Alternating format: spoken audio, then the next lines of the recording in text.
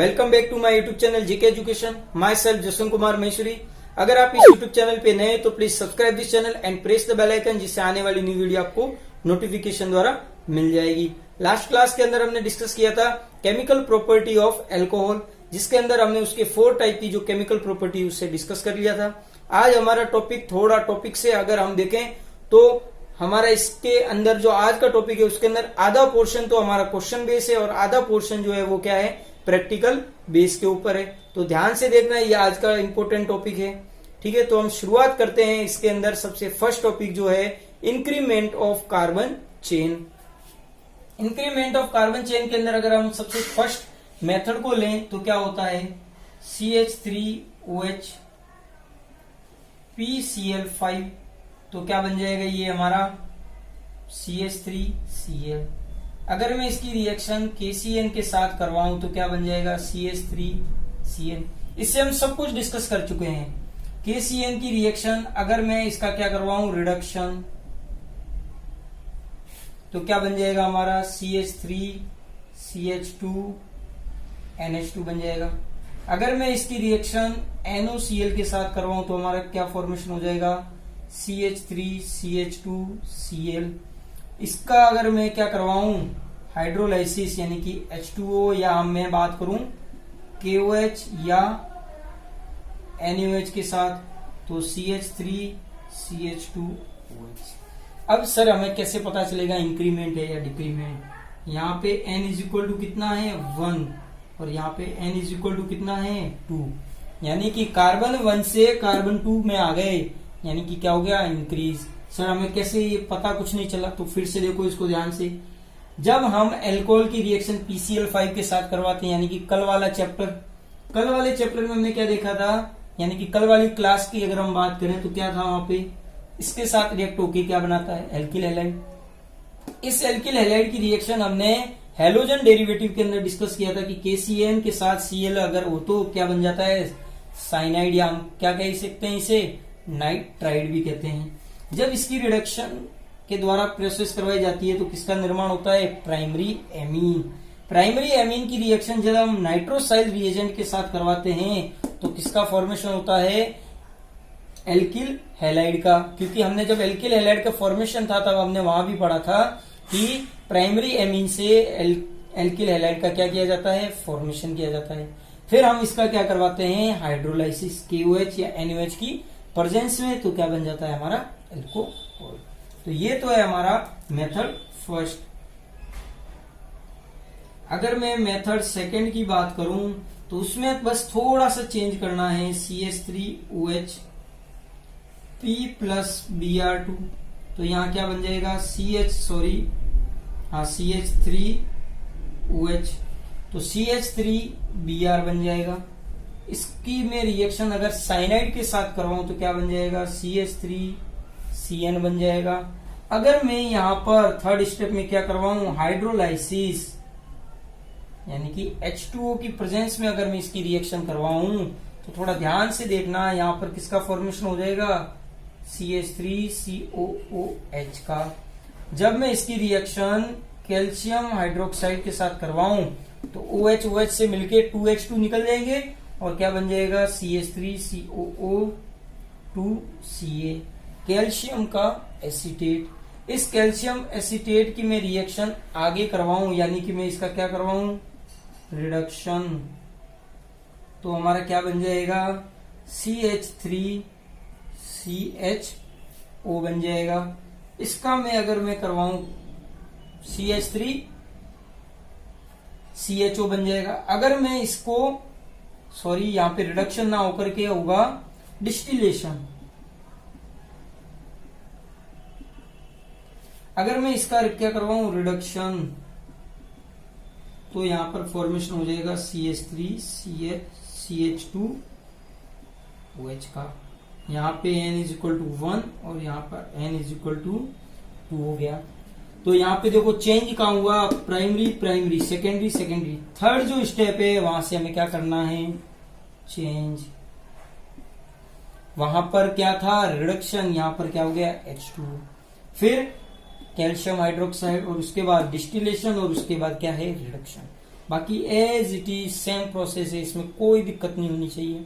तो ये तो था हमारा increment of carbon chain.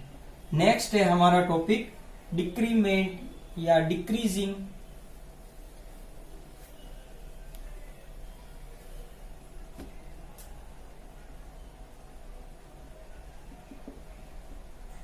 Decreasing of carbon chain. उसके अंदर अगर हम देखें मेथड फर्स्ट,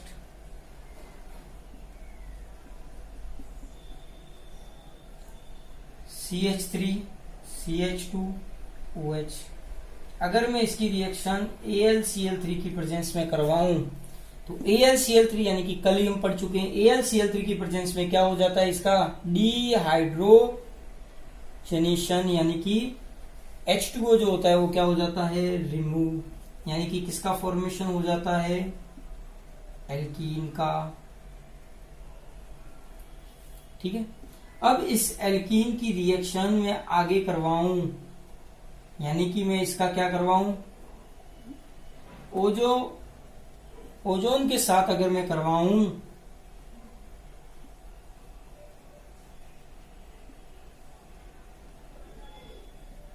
तो ये टाइप का क्या बनता है, कॉम्प्लेक्स बनता है, जिसे हम कहते हैं ओजोनाइड।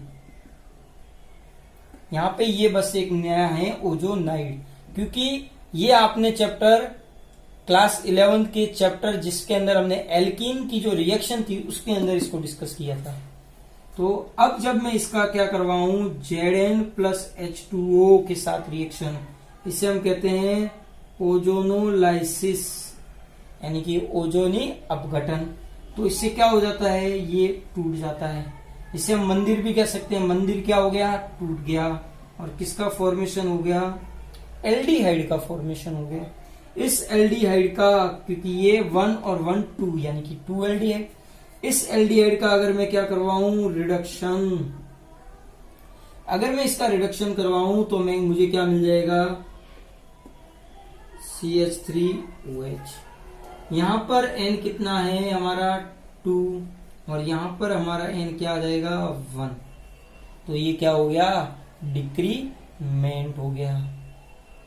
ठीक है, फिर अगर हम इसके सेकंड मेथड की बात करें तो क्या होता है, ध्यान से देखना।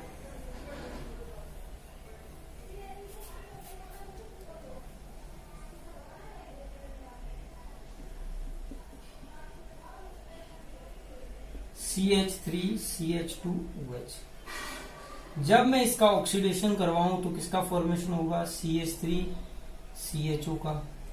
इसका मैं फिर से ऑक्सीडेशन करवाऊं तो किसका फॉर्मेशन होगा, CH3COOH का। फिर मैं अगर इसकी रिएक्शन किसके साथ करवाऊं, NH4OH के साथ करवाऊं तो ध्यान से देखना, CH3COONH4 अमोनियम।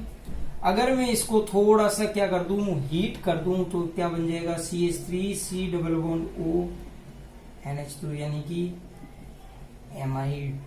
इस एमाइड की रिएक्शन अगर मैं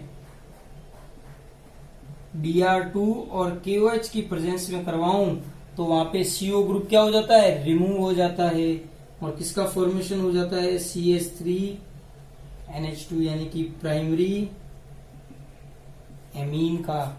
और ये जो प्राइमरी एमीन है ये आगे किसके साथ, NOCl, अभी थोड़ी देर पहले डिस्कस किया था, रिएक्ट होकर के किसका फॉर्मेशन करेगी, CH3Cl। और मैं इसका KOH या NaOH के साथ अगर मैं रिएक्शन करवाऊं तो CH3OH का फॉर्मेशन हो जाएगा।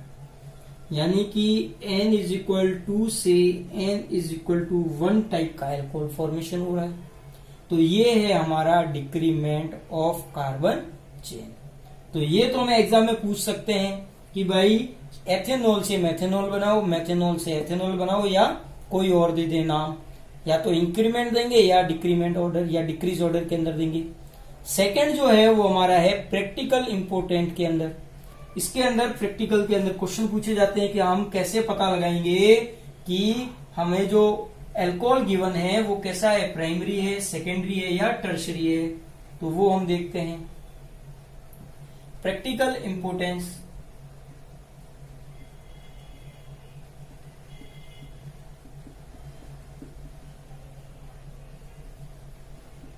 ठीक है, सबसे फर्स्ट है ल्यूकास टेस्ट।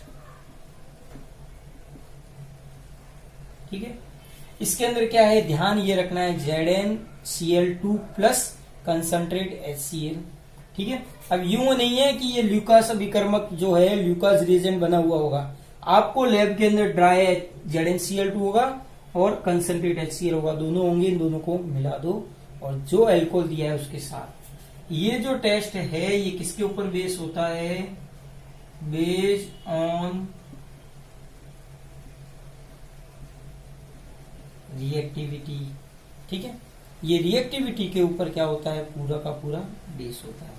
अगर हम इसमें बात करें 3 डिग्री एल्कोहल की, वो इस ZnCl2 और कंसंट्रेट HCl के साथ रिएक्ट होकर के किसका फॉर्मेशन कर देगी, CH3Cl की। ये जो रिएक्शन होगी वो कैसी होगी, इमीडिएटली, यानी कि हाथों हाथ, जैसे 3 डिग्री है उसके अंदर ल्यूकास रिएजेंट डाल दिया, रिएक्शन फटाफट हो जाएगी। ठीक है, अगर मैं 2 डिग्री अल्कोहल की बात करूं और सेम रिएजेंट या सेम प्रोसीजर अपनाऊं, तब भी क्या बनेगा, सेम प्रोडक्ट नहीं, 2 डिग्री RCl। ठीक है, अगर मैं ROH की बात करता हूं तब, तो ये जो रिएक्शन होगी ये किसने बाद होगी, आफ्टर 5 मिनट बाद होगी। अगर मैं 1 डिग्री अल्कोहल की बात करूं और सेम प्रोसीजर 1 डिग्री RCl, तो ये जो रिएक्शन होगी ये आफ्टर लॉन्ग टाइम, यानी कि 5 मिनट से ज्यादा, कभी कभी 1 दिन भी लग जाता है इन रिएक्शन में। तो ये है हमारी ल्यूकास रिएजेंट। तो हम इससे ये पता लगा सकते हैं कि हम अगर हमने डाला और हाथों हाथ रिएक्शन हो गई, तब तो हमें पता चल जाएगा कि हाँ सर ये तो कौन सा है, 3 degree alcohol.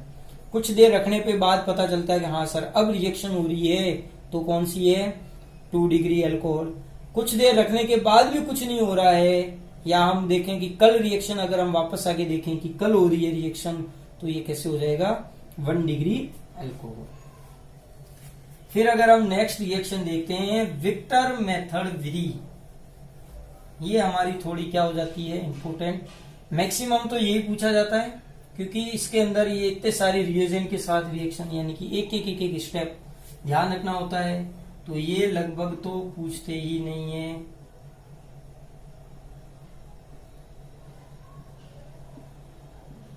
Victor Meyer method.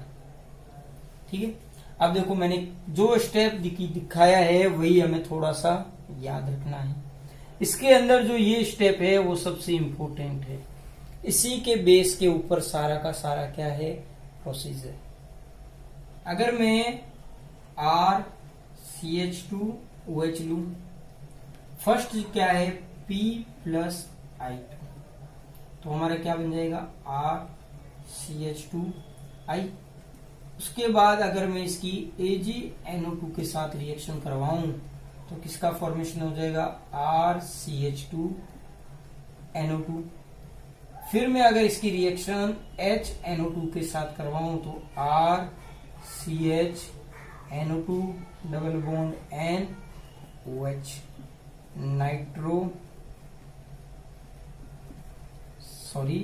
नाइट्रोसाइल ना होकर के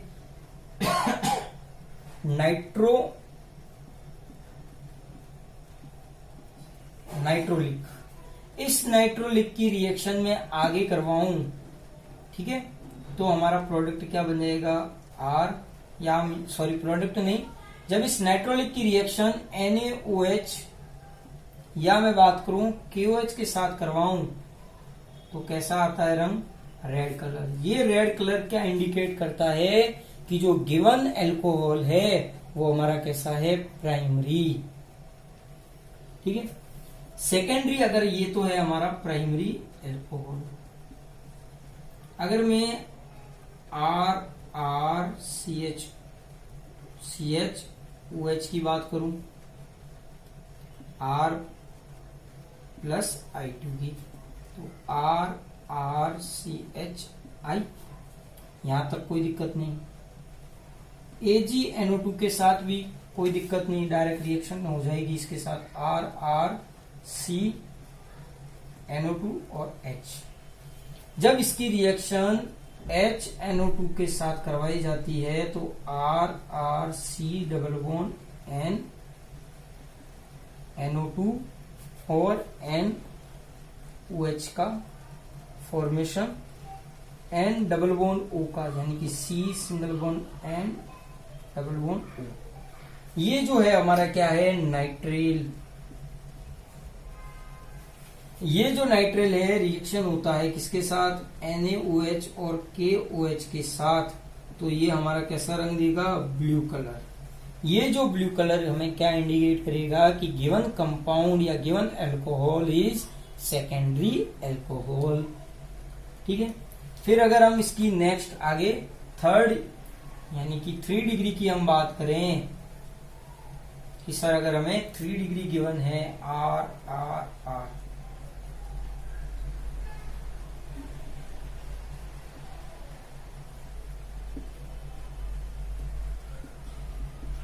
P प्लस I2, तो आर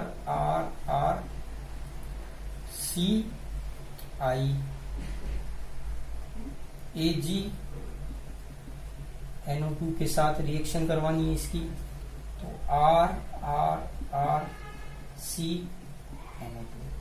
उसके बाद HNO2 कोई रिएक्शन नहीं, उसके बाद NaOH और KOH कोई रिएक्शन नहीं।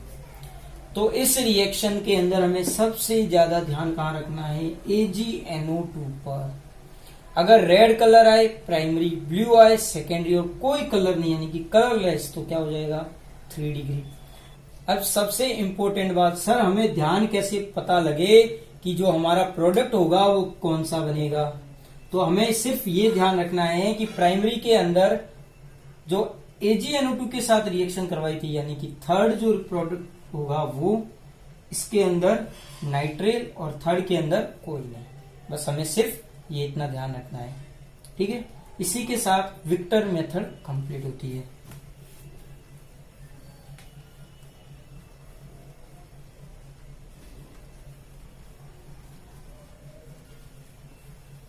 नेक्स्ट हमारी मेथड है एस्टरिफिकेशन।